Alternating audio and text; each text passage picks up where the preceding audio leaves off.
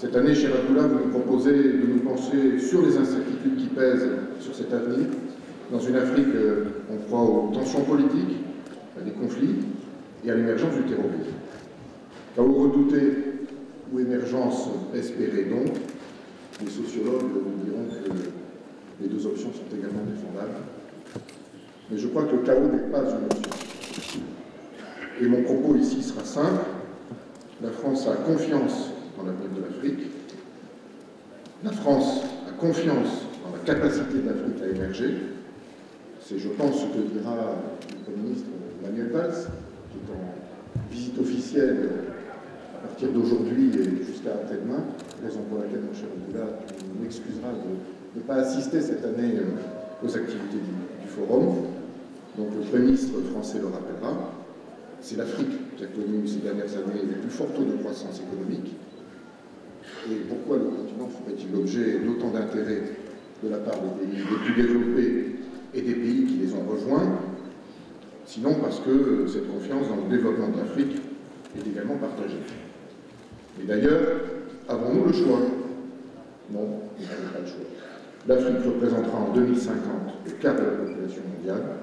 Le Mali aura 45 millions d'habitants, lui qui n'en comptait peut-être que 5 il y a encore un demi-siècle, et le Nigeria sera peut-être plus peuplé que les États-Unis.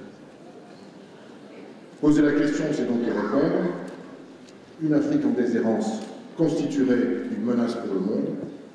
Une Afrique en croissance, au contraire, une locomotive pour la croissance mondiale. Donc, si je peux me permettre, la bonne question est plutôt à quelles conditions le continent africain peut-il aller vers l'émergence et laisser derrière lui le chaos? Et je souhaiterais de ce point de vue attirer votre attention sur quelques éléments, bien modestement, en rappelant peut-être cette formule, le chaos n'est pas une option. Alors d'abord, il n'y a pas de croissance sans sécurité. Un des préalables au développement, c'est bien la sécurité. La conviction de la France, c'est que il faut tout faire pour la sécurité sur le continent. La France, vous le savez mieux que d'autres ici, s'est fortement et directement engagée dans la lutte contre le terrorisme et pour la sécurité en Afrique, pour préserver la paix. Au Sahel, nous avons mis en place avec Serval puis Barkhane un cadre d'action qui va au-delà du Mali, puisque maintenant Barkhane a vocation régionale. Mais ces réponses de la communauté internationale, on peut citer la MINUSMA, je le fais devant le représentant spécial,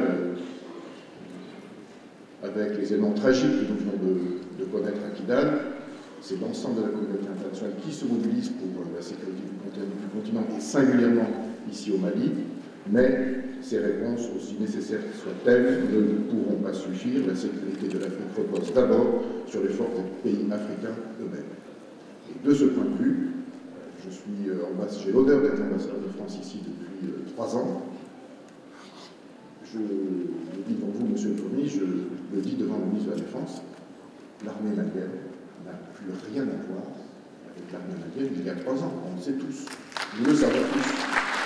Elle est désormais, mais ça prend, j'allais dire, une mobilisation politique.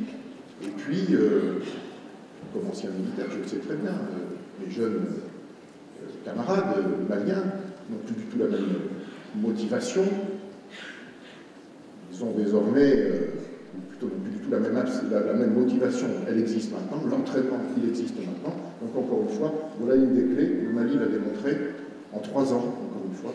L'armée malienne n'a plus rien à voir avec l'armée d'il y a 3 ans. Et on peut, je crois, tous s'en réjouir et féliciter ceux qui sont à l'origine de ça.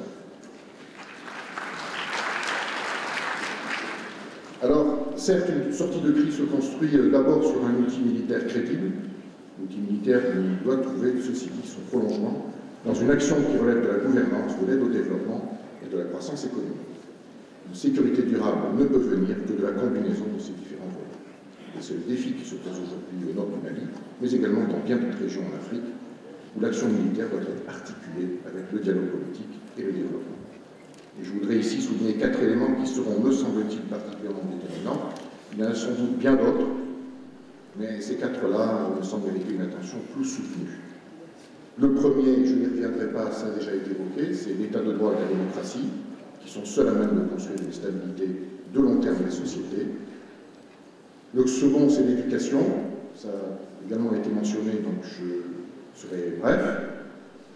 Elle représente un défi singulièrement dans les pays africains, à la mesure de la croissance démographique, qui exige un investissement constant des États, qui doivent veiller à la fois à la disponibilité et à la qualité de l'offre, avec derrière, ça a déjà été mentionné, la question entre la quantité et la qualité, je ne me permettrai pas de trancher.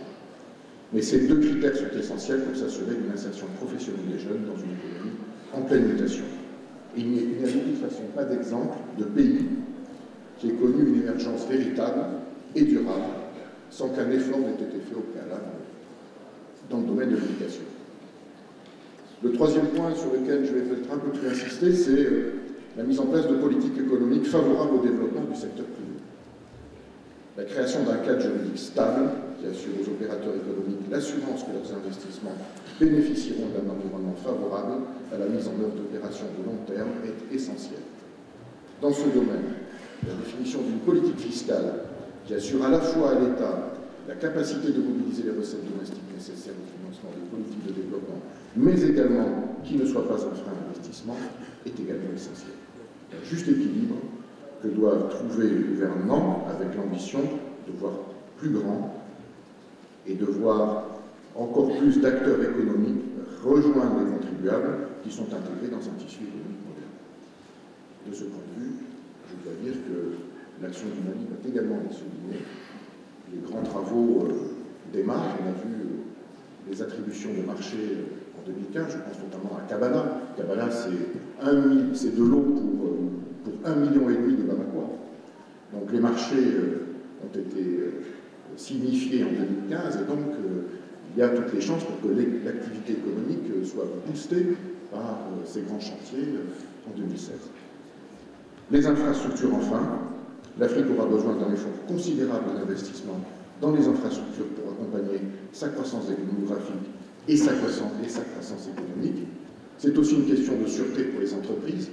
Pas d'énergie, pas d'usine. Ça va de soi.